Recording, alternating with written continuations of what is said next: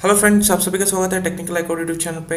तो इस वीडियो के अंदर हम देखेंगे कि फीचर्स ऑफ जावा। ठीक है, सब बहुत काफ़ी ज़्यादा फीचर्स है, वो सब कुछ हम वन बाय वन हम देखेंगे। ठीक है, तो पहला फीचर आता है जावा के अंदर जो कि है सिंपल।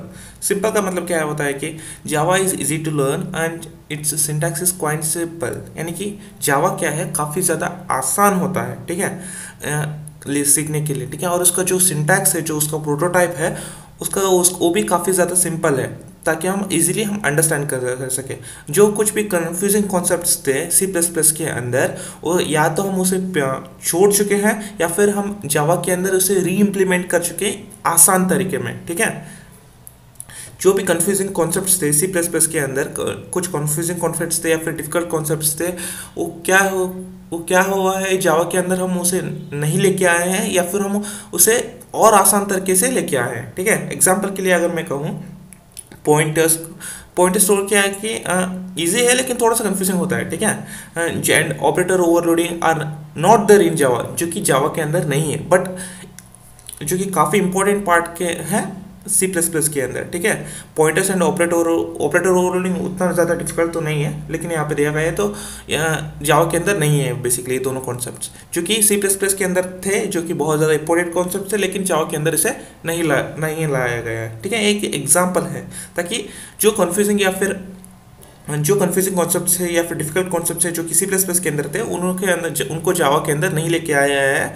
अगर कुछ है भी तो उनको री इम्प्लीमेंट करके उसे इजियर वे में लेके आया है। इसलिए कहा गया है Java is simple to learn and easy to learn. ठीक है, तो सेकंड फीचर देखते हैं। तो सेकंड फीचर है ऑब्जेक्ट ओरिएंटेड। ठीक है, ऑब्जेक्ट ओरिएंटेड का मतलब होता है in Java everything is in the form of object. Java can be easily extended as it is based on the object model. Okay, इसका मतलब क्या होता है कि पहले सबसे पहले हम जान लेते हैं कि ऑब्जेक्ट ओरिएंटेड का मतलब क्या होता है। ठीक है, तो उसके लिए मैं एक यहाँ पे छोटा सा डायग्राम बनाया हूँ, इससे आपको एक आइडिया लग जाए कि ऑब्जेक्ट क्या होता है। ठीक है, समझ लीजिएगा एक यूनिवर्स है। अगर यूनिवर्स को एक क्लास मान ले हम, ठीक है, एक पूरा का पूरा यूनिवर्स यानी पूरा ब्रह्मांड को हम एक क्लास मान लेंगे, तो एक मिल्की वे गैलेक्सी, एक गैलेक्सी जिसका नाम है मिल्की वे, उसको वो क्या हो जाएगा, एक ऑब्जेक्ट हो जाएगा। ठीक है, मैं फिर से बता रहा हूँ, एक यूनिवर्स को हम पूरे यूनिवर्स को हम क्लास मान लेंगे, तो उसके अंदर का एक जो मिल्की वे सिर्फ एक गैलेक्सी है, उसको वो क्या हो जाएगा, एक ऑब्जेक्ट हो जाएगा। ठीक है, अगर उसी तरह एक हम क्या मानेंगे, एक मिल्की वे को एक क्लास मान लेंगे, तो मिल्की वे के अंदर बहुत सारे प्लैनेट्स होते हैं, वो एक प्लैनेट जो कि क्या हो जाता है, जिसका नाम है अर्थ, वो क्या होता है, ऑब्जेक्ट हो जाता है। ठीक है, अगर हम अर्थ को क्लास मान लेंगे तो क्या हो जाएगा, अर्थ के अंदर बहुत सारे कंट्रीज होते हैं, तो उनमें से एक कंट्री जिसका नाम है इंडिया, वो क्या हो जाएगा, ऑब्जेक्ट हो जाएगा।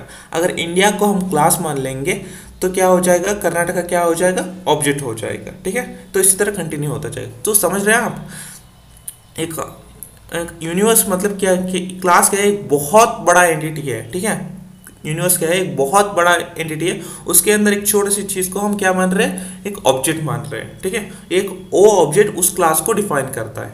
समझ रहे हैं आप, इसलिए यहाँ पे लिखा गया है in Java everything is in the form of object. ठीक है, सब कुछ in the form of object के हिसाब से। ठीक है, यहाँ पे मैंने कुछ फॉलोइंग आती है some basic concept of OOPs. ठीक है, ये सम बेसिक कॉन्सेप्ट्स है।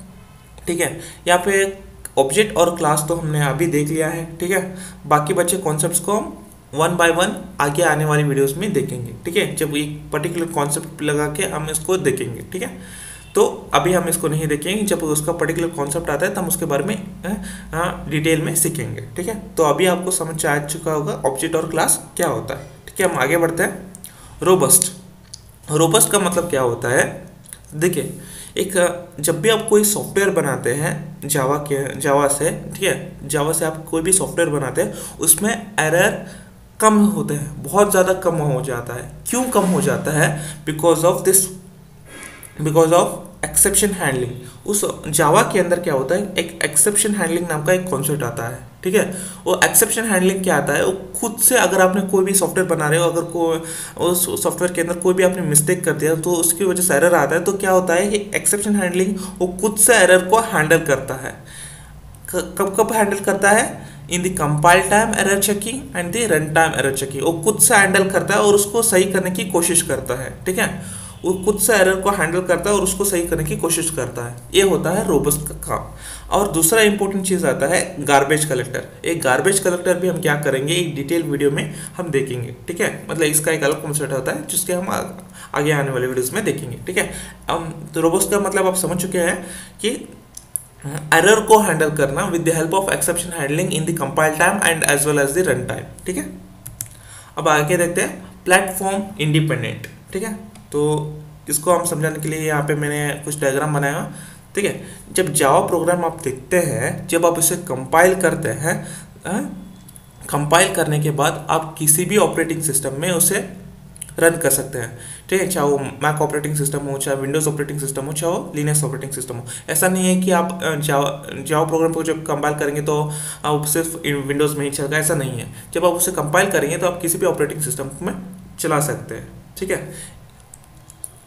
क्यों चला सकते हैं? देखिए, जब आप जावा प्रोग्राम को जब आप कंपाइल करते हैं तब एक और फाइल क्रिएट हो जाता है, ठीक है। जब जावा प्रोग्राम को आप लिखते हैं, ठीक है, उसको सेव करते हैं, वो क्या होता है, एक जावा का एक फाइल हो जाता है, ठीक है। जब उसको आप कंपाइल करते हैं, ठीक है, कंपाइल करने के बाद कंपाइल करते ही एक और फाइल क्रिएट हो जाता है जिसका नाम है बाइट कोड, ठीक है।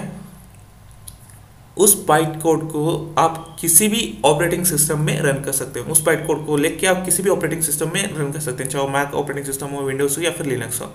उस ऑपरेटिंग सिस्टम में अगर जेडीके हो, जेडीके फुल फॉर्म होता है जावा डेवलपमेंट किट, ठीक है। ये जेडीके क्या है आगे आने वाले वीडियोस में देखेंगे, ठीक है। तो अगर मैक ऑपरेटिंग सिस्टम तो बाइट कोड के जरिए जब जावा प्रोग्राम कंपाइल करते हैं तब हमें मिल जाता है बाइट कोड फाइल।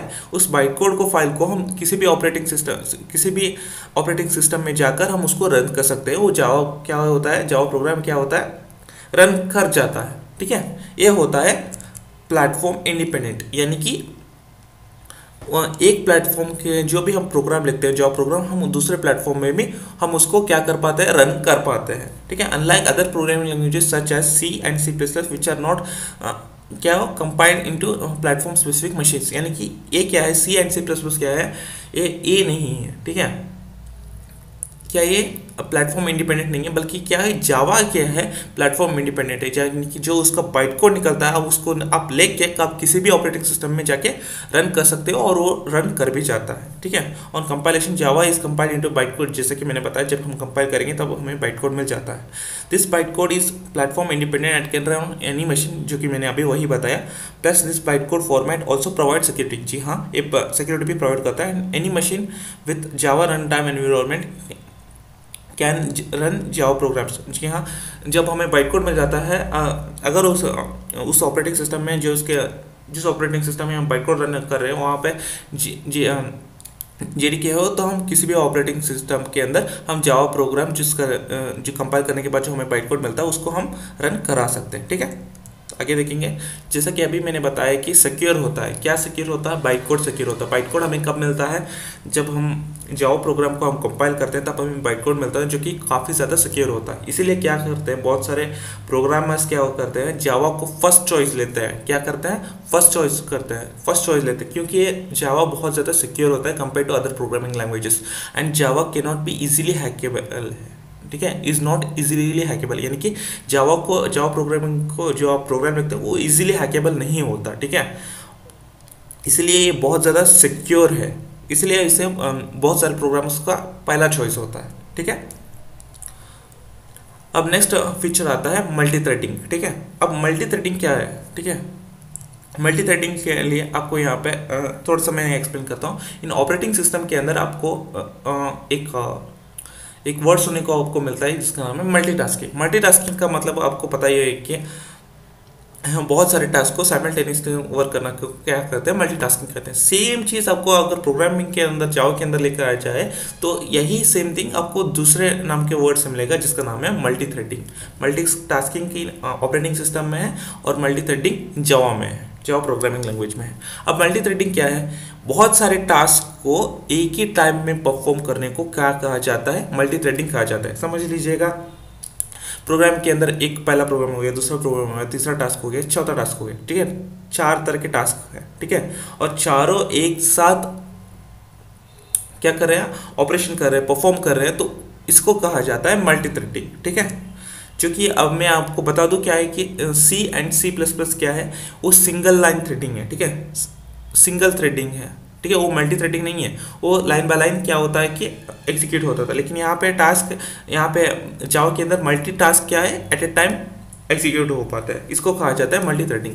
ठीक है, Java multithreading feature makes it possible to write a program that can do many task simultaneously. यहाँ पे देख रहे, यहाँ पे मैं वही चीज़ मैंने लिखा है, बहुत सारे टास्क को परफॉर्म हम एक ही बार में कर सकते हैं, साइमल्टेनियसली कर सकते हैं। Benefit of multi threading is that it utilises same memory and other resources to execute multi threads at a time at the same time. ठीक है, यही लिखा हुआ है कि बहुत सारे थ्रेड्स को, यानी कि जैसा कि मैंने बताया कि सी एंड सी प्लस क्या है, सिंगल थ्रेड प्रोग्राम्स होता है, और यहाँ पे क्या है, जावा के अंदर मल्टी थ्रेड प्रोग्राम्स होते हैं, यानी कि अब मल्टीपल प्रोग्राम्स को हम एट ए टाइम हम एग्जीक्यूट कर पाते हैं। मतलब एट ए टाइम बहुत सारे टास्क को, प्रोग्राम के अंदर बहुत सारे टास्क होते हैं, उनको एट ए टाइम हम एग्जीक्यूट कर पाते हैं, इसीलिए कहा जाता है Java is a multi threaded. ठीक है, multi threading programming language.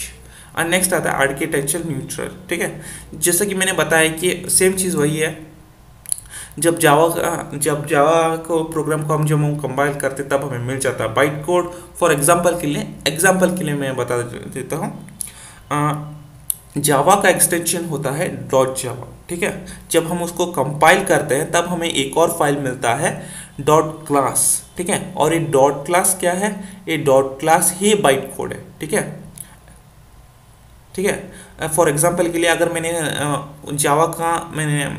Java program लिखा है, उसका नेम मैंने सेव किया 1.java। ठीक है, जब मैं उसको कंपाइल करूंगा तब हमें मिल जाता है, एक और फाइल मिल जाता है जिसका नाम है 1.class। और ये 1.class क्या है, ये बाइट कोड है, और बाइट कोड के अंदर क्या लिखा होता है ये तो सिर्फ जावा का कंपाइलर ही जानता है। ठीक है, वो जावा का कंपाइलर ही जानता है कि उसके अंदर क्या लिखा हुआ है, हम ये नहीं जानते। ठीक है, जब हम कंपाइल करते हैं, जावा कंपाइलर क्या करता है, उस जावा प्रोग्राम को एक और फाइल में एक और फाइल बना देता है जिसका नाम है बाइट कोड, उसी नाम से। ठीक है, अगर आपने 1.java दिया है तो 1.class आ जाएगा, तो ये 1.class क्या है, ये बाइट कोड है। ठीक है, इतना आपको समझना है, यही है आर्किटेक्चर न्यूट्रल। और दूसरा है पोर्टेबल, लास्ट फीचर है पोर्टेबल, यानी जब आप एक सॉफ्टवेयर बनाते हैं, उस सॉफ्टवेयर को आप दूसरे किसी भी प्लेटफॉर्म के अंदर, आप इजीली रन कर सकते हैं। तो ये सारे फीचर्स हो गए जावा के अंदर। मुझे उम्मीद है फ्रेंड्स आपको समझ आ चुका होगा। अगर कुछ भी डाउट हो तो कमेंट सेक्शन आप ही के लिए खुला है, तो कमेंट कर दीजिएगा, मैं आपको रिप्लाई भी ज़रूर कर दूंगा। इस वीडियो में इतना ही था, मिलते हैं अगले वीडियो में। Till then take care, bye bye.